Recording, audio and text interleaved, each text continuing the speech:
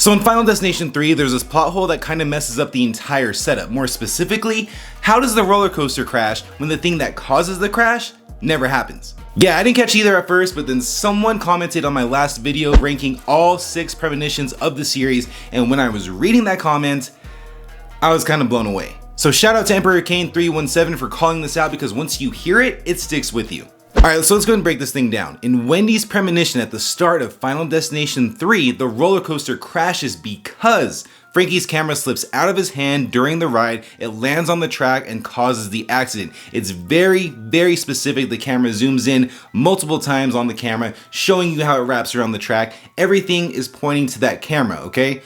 That's the first thing. So Wendy has the premonition of her and everybody else on the roller coaster getting flung out of it, or even worse. Either way, she wakes up from that premonition, she freaks out, and everybody gets off of the roller coaster, including Frankie and his camera. Frankie or the camera never gets back on the ride, so the thing that causes the crash never happens.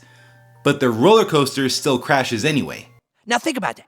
That does not make sense. This is kind of a big deal because the whole premise around the Final Destination franchise is these crazy events are happening because death wants them to. This gust of wind pushes this thing that falls over and causes this whole chain reaction, right? It's never the actual people that end up surviving. It's never something that they do specifically that causes the chain reaction to happen. So if the camera never got back on the ride, how did the crash still happen? Did Death just improvise a whole new plan in that moment? And yes, I know, the movie also shows close-ups of the brake line leaking. Okay, cool. But it's the camera falling, wrapping around the track, and that is the impact when the roller coaster hits it that breaks the brake line. It doesn't just break by itself. And if it does, in the actual, after they got off of the ride, we don't know. It never shows it. But up to that point, the brake line was fine. It was leaking, but it was fine.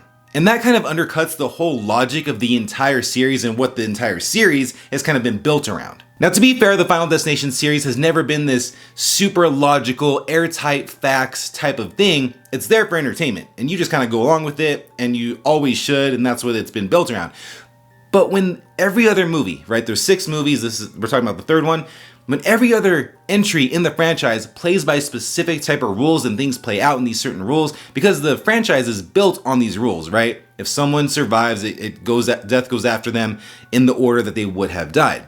There's rules right there, right? But when this premonition does not play by any of the rules before or after it, it's a big red flag. So Final Destination 3 just kind of skips over all the setup and the building and the rules and just gets straight to the spectacle, something that even the Final Destination, the worst one in my opinion, still does better than this. And again, a big thank you to Emperor Kane 317 for pointing that out. I never really questioned it before, but now I can't unsee it. If you've caught other moments in the series where the logic just falls apart, they're not playing by the rules that the universe actually set up, drop them in the comments. And if you haven't seen my video ranking all 6 premonitions of the franchise, including Bloodlines, you can check that out right here. Thank you for watching, and I'll catch you in the next one.